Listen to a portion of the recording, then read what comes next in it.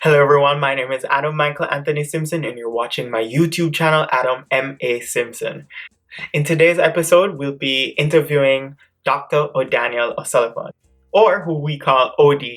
So OD is a very close sister or friend of mine. She was actually Vicki, my wife's maid of honor, so we're very close. And ODanielle is a very special person. She started to teach and be an educator from a very young age, from high school, or what we call in the United States middle school. Now, in Jamaica, we have to take an exam to get into high school or the seventh grade, which I think is the middle school here. And it's called the Grade 6 Achievement Test. And OD has been teaching that ever since she graduated grade 6. Because in Jamaica, we have a ranked high school system. And in order to have a space in competitive high schools, you have to do well on the GSAT or the Grade 6 Achievement Test. And because ODanielle has been an educator from such a young age, she's been very introspective and has very unique perspectives, and learned a lot of life lessons early in life. So I hope you enjoy this episode and kind of reflect yourself from the lessons learned by Dr. ODanielle O'Sullivan. And yes, she graduated from the University of the West Indies, Mona Medical School, where she is now a medical resident amidst the COVID-19 pandemic. So we talk a little bit about that too. And I hope you enjoy. This is a really great episode. Can't wait for you to watch and comment.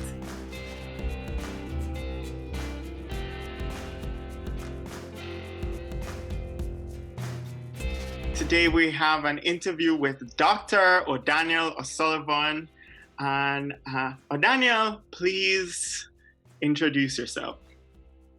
Hi, Adam. Hi, everyone. I'm ODanielle O'Sullivan, as Adam said. I'm a Jamaican. I'm currently an internal medicine resident at the University Hospital of the West Indies.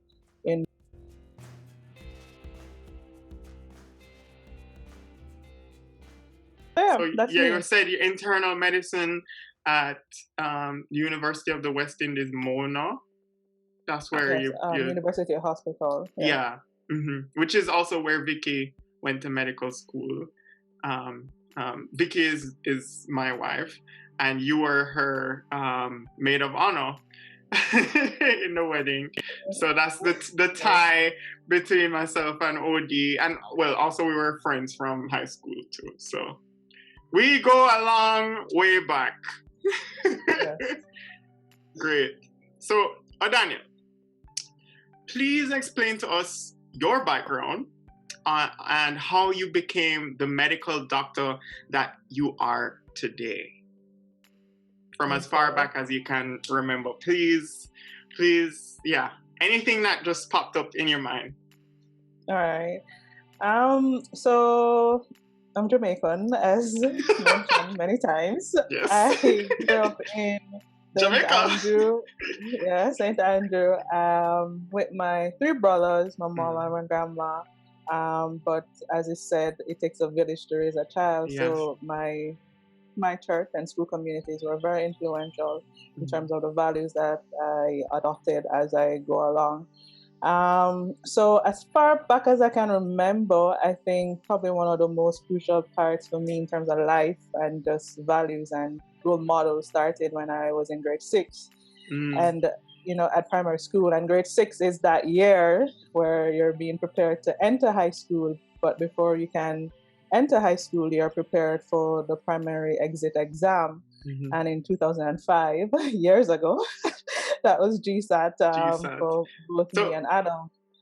Can I just add for the viewers in Jamaica, because, just to be honest, we have a tiered high school system, and in order to get into certain high schools, well, all high schools, you have to take this entrance exam, which at the time was called GSAT. Do you remember what that abbreviation grade 6 achievement. Grade 6 achievement, yes. I also had to take it as well as ODanielle, and that's how we ended up at the Campion College together with Vicki as well. So yeah, continue. Yes, so definitely that year for most of us, even at that young stage, was crucial because it's a merit system where you get the school of your choice by really how well you perform in the exam. And, Campion being the number one school. In the Caribbean. In the Caribbean, yes. high stakes. Yes. So definitely then I knew I had to work hard. But for me, the enlightenment about life really was portrayed through my teacher at the time, Mrs. Mantock, who today... Famous Mrs. Mantock. Yes, a very influential person in my life. And it's just the grace and the passion in which she carried out her task as a teacher, not only limiting things to an academic curriculum, but teaching you life lessons as you go along and trying to tap into your creative element to enhance the learning experience. So from then, just watching her and how she served us children and know each of us at individual levels or needs, both social, academical needs, its academic needs, it was definitely something that was inspiring. So from then I knew I wanted to serve, whether or not it would be through teaching or whatever that career would be. The fundamentals of my profession should be able to serve others and serve others well. So from then I had an inclination that I wanted to serve. When I went to Campion, this was a bigger field, different personalities, people from all walks of life. And it's just observing each person and wondering how do you, ODanielle, achieve individuality in such a vast pool of persons. And I think that's when, some of the defining things of who I am in terms of being or walking my own uniqueness develop. And as I interact with my peers and have to choose my core subjects, I thought about what do you really want to do? And for the longest while, I didn't know, but I did ended up choosing a range of subjects, including accounts, the sciences, Spanish. So I had a good mix of subjects to, guide me into a career. But I really developed a love for the sciences, more so chemistry than anything. Yes, my love as well. So I pursued the sciences through what we have 4th and 5th form, where we do another exam to prepare you for more advanced, education in the secondary school sphere. I did the sciences both at CSEC and Cape. I did well, but then very well. It's now to make a choice to pick a profession to study that at the university level. Given that I chose the sciences, which most of my closer friends did as well, I knew that, okay, you're going to do medicine, you'll get the opportunity to serve. You also will get the opportunity to practice science that you love so much. So it was a good match for me. So and you had the option to come to the States for college as well, because so I'm gonna give everyone like the lowdown. ODanielle was like probably like everybody knew ODanielle as the top student in our high school. So if she decided to go to the States, she would have had it would have been any option for her, but she chose to stay in Jamaica and go to medical school there. So yeah, continue. Thank you. So definitely to move from high school to university, especially med school here, which for me, the obstacle would have been the cost of med school, which was around 1.2 million per year then, for each year for 5 years.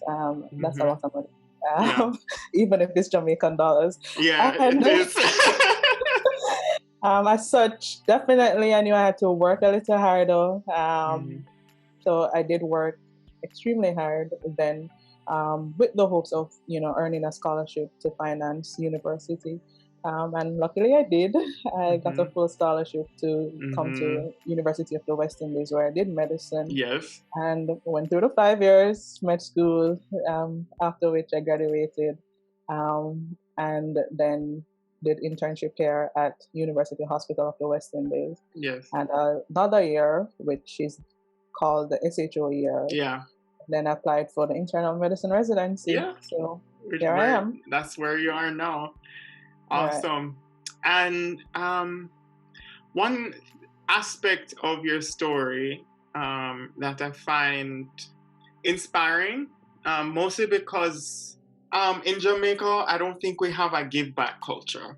It's not in our culture, but from a very young age, you had a passion for teaching, and you're teaching youth ever since you entered high school, which when we talk about high school in Jamaica, we're actually speaking about middle school, because we start high school in the 7th grade. Which we call first form. This is all the British system, so it's slightly different from the American schooling system. How did you discover this passion, and how has it driven your path up to this point? Well, that's a loaded question. So I mentioned Mrs. Mantop before, yes, just because of her role that she has played in my life. When I was in grade 6, after I finished my GSAT exam, then it was time to prepare the upcoming grade 6ers for their GSAT exam.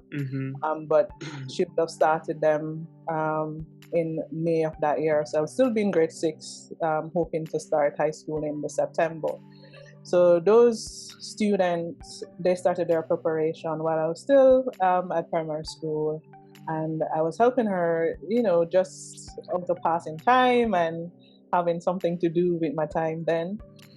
So that's how it started. However, as I matriculated to high school and was learning more values there at Campion, because Campion is a value-based school, which I sincerely appreciate.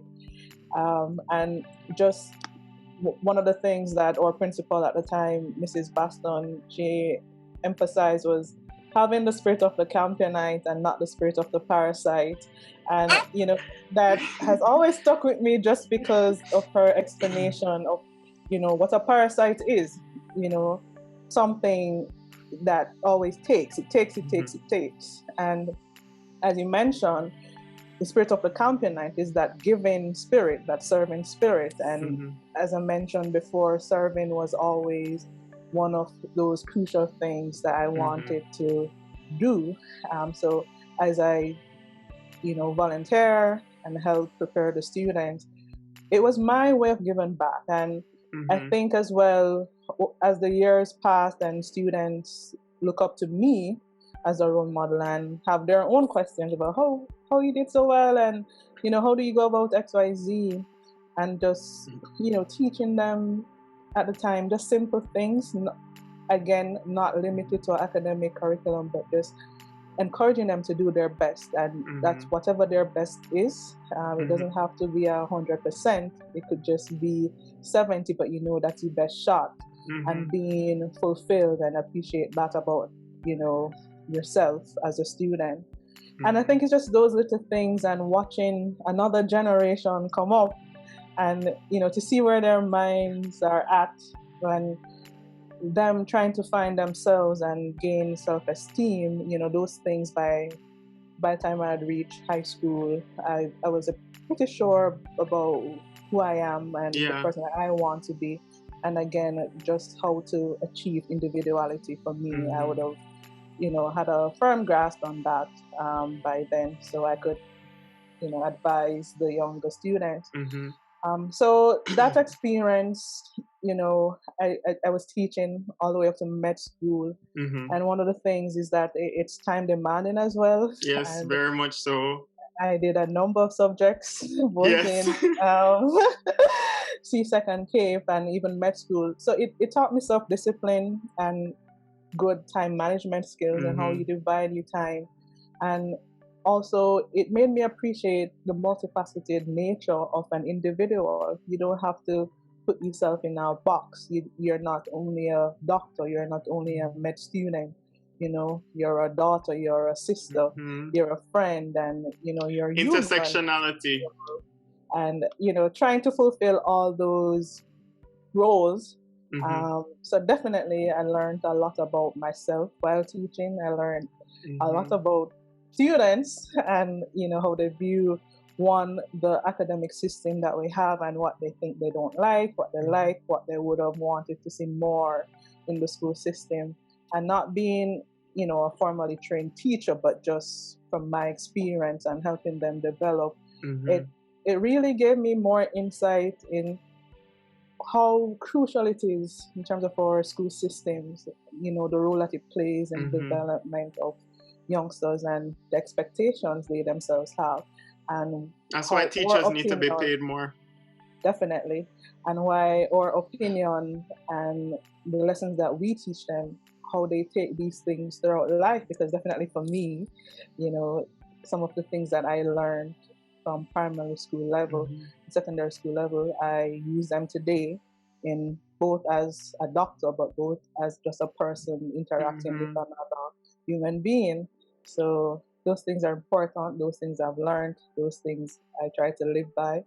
And yes, that's the answer to that question. Well, I can tell you this, that at the age of, you would have been 11, 12 if you realize that when you were entering middle school, or in Jamaica high school, you were already at a level of intelligence that even adults, in their middle-aged adults, have not reached, in terms of giving back and your self-awareness. So I really want to commend you. That's something that I didn't realize was how important it is to give back until I was in graduate school. So like you were like way I was not definitely have to give Campion credit, because they had give back days, they had personal development classes, and the truth is those aren't the best class. It's like a free pass session for you to be in. But I did grasp the importance of those qualities. I always call them the softer skills, but they're very but let me tell you, people like that, the soft skills, that's what gets people, that's what makes people successful. So yeah. All right, so I think you may have answered this already, but to reiterate, let's go there. How has your impact as a teacher defined your sense of self, and do you believe that this devotion to helping people is genuinely appreciated? Well, definitely from teaching, I guess, different range of students from all social backgrounds, whether it's lower socioeconomic backgrounds to more affluent person. At the end of the day, for a child, you realize that it's not about the stuff. And I think just watching them and how they interact with each other and their appreciation for the little things, which aren't so little if you really think about it, it leaves me in awe all the time. And it also again, helped to shape how I view things in life. You see, at the end of the day, it's really the not so little things that we call little that are important. And, to explore some more things like just a kind word or a hug or just spending quality time with another being, just having fun, As much as I taught and, try to teach them the academics from the core subject areas, when it's time to play and time for fun, kids are the best example of what it means to have a good time. They need nothing. They just need the time to be, and you will see how creative and innovative they are by what captivates them. And again, especially in a time like what we are in now, given that it's a COVID pandemic, it doesn't take much. It doesn't take much. And when you just watch children be themselves in their pure state, it speaks volumes for us as adults in terms of, again, we were like that, So what has changed? And, it allows for you to reflect and introspect on what really has changed, because you were once that being, that free-spirited person, and sometimes life gets us down, and we're less than engaged in whatever is happening around us. But when we look at the child, I think for me, I'm grateful for that experience, for just teaching them. Because yes, I want them to do their work, like do your work, but I also want them to appreciate life and all it encompasses. So they taught me that no matter what stage of life you are, have fun. Have fun. But then, do you think that your work is appreciated? Definitely, I think so. I mean, as a teacher, informally as it as it was for me, I think when students appreciate the value of what they're being taught and giving them the freedom to come into their own, when they do perform at a level and they surpass whatever was their best and have a new PR, personal record for them, and just how happy they are, the gratitude comes. And I think even if it's not a tangible or spoken thank you, which oftentimes it is really, especially from the kids and their parents, you have that feeling of fulfillment that you made another life better, even if it's just for a day. Or you hope that whatever you taught them, they will carry through with them for life, like some of the little, the little tenets of life and how to live, and appreciating the little things. Well, so I think that question, especially because you're speaking about children, so like at that age of 11.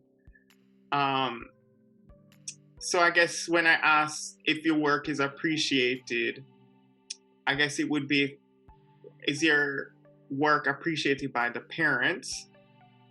But I think, so from my perspective, sometimes is if your work is appreciated by a young adult or an emerging adult, whether it be in undergrad or like just entering graduate school. Personally, for me, definitely, I've always felt a sense of gratitude from individuals whom I come in contact with.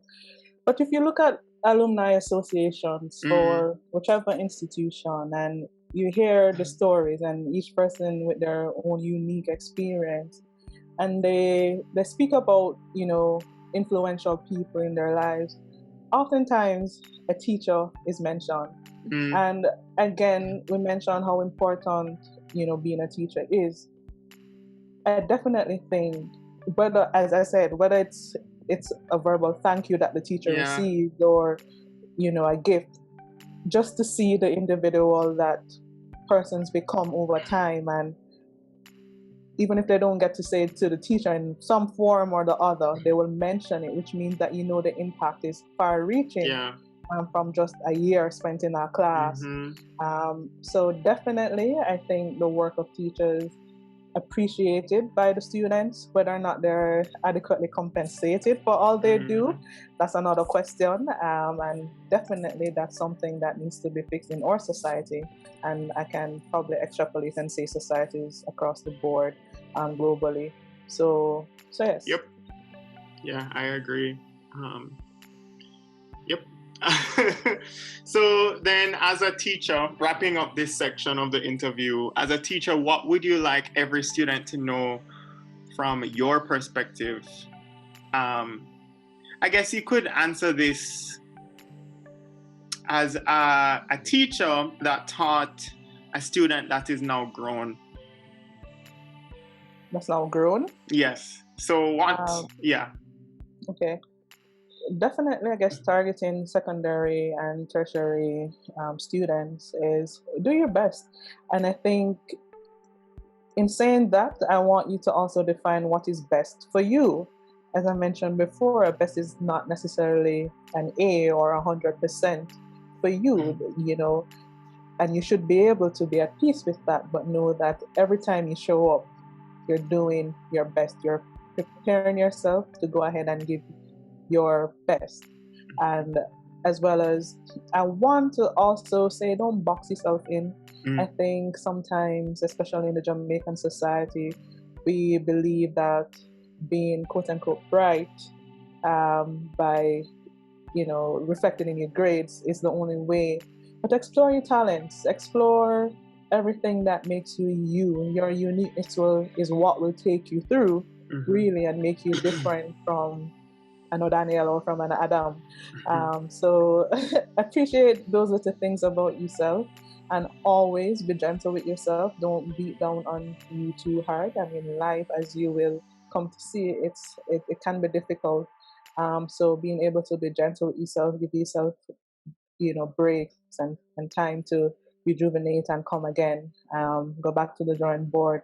And as I mentioned, every day is another opportunity to do better than you did yesterday. So if you take those little gems and try to put them into practice as you study, it will make your life more fulfilling, and it will ease the pressure of just wanting to perform at a high academic standard, because there's more to you than your grades. Definitely, I've come to appreciate that. And transitioning from university to the work sphere, it's not a grade that treats a patient.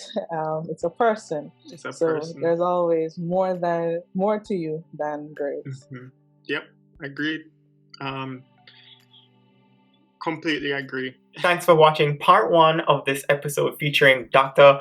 ODanielle O'Sullivan, or who we call OD. Please like and subscribe to the channel and stay tuned for part 2.